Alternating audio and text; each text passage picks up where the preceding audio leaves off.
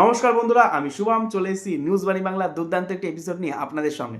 বন্ধুরা, পশ্চিমবঙ্গের নির্বাচনে আর কিন্তু বেশি দেরি নেই। এখন ট্রেনে বাসে থেকে শুরু করে সব জায়গায় কিন্তু জোর চর্চা চলছে কোন দল কটি আসন পেতে পারে। কেউ বলছে বিজেপি এতগুলো, কেউ বলছে তৃণমূল এতগুলো, মানে একটা জোর চর্চার মতো বিষয় হয়ে গেছে বলা যেতে পারে। এই অবস্থায় বিভিন্ন সংস্থা সমীক্ষা রিপোর্ট নিয়ে এসছে। তাই আমিও আজকে একটা সংস্থার সমীক্ষা রিপোর্ট আপনাদের সামনে নিয়ে এসেছি।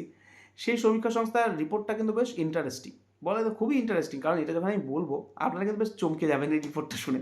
কারণ এই রিপোর্টটা কিন্তু অনেক কিছু পরিবর্তন আছে, এটা আমি সারপ্রাইজ হিসেবে বলে রাখছি। আচ্ছা, এই সংস্থার সমীক্ষাটি করেছে, তার নাম হচ্ছে আপকা ওপিনিয়ন।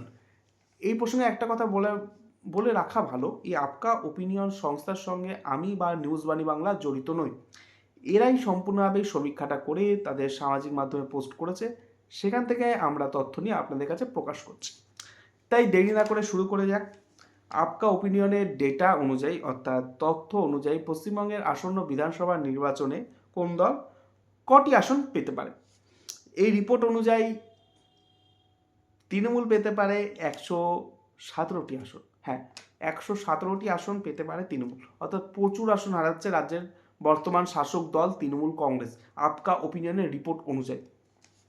বিজেপি বিজেপি পেতে পারে হচ্ছে 159টি আসন। অন্যান্য অন্যান্য পেতে পারে 10টি আসন। তাহলে বন্ধুরা, এর যে রিপোর্ট, এই রিপোর্টের অনুযায়ী বিজেপি নাকি পশ্চিমবঙ্গের ক্ষমতায় আসতে পারে, স্পষ্ট বলে দিয়েছে, কারণ মেজরিটি ফিগার পার করে গেছে এই রিপোর্ট অনুযায়ী। এবার এই রিপোর্ট কতটা মিলবে তা তো সময় বলবে, কারণ ভোট গণনার সময় তা স্পষ্ট হবে।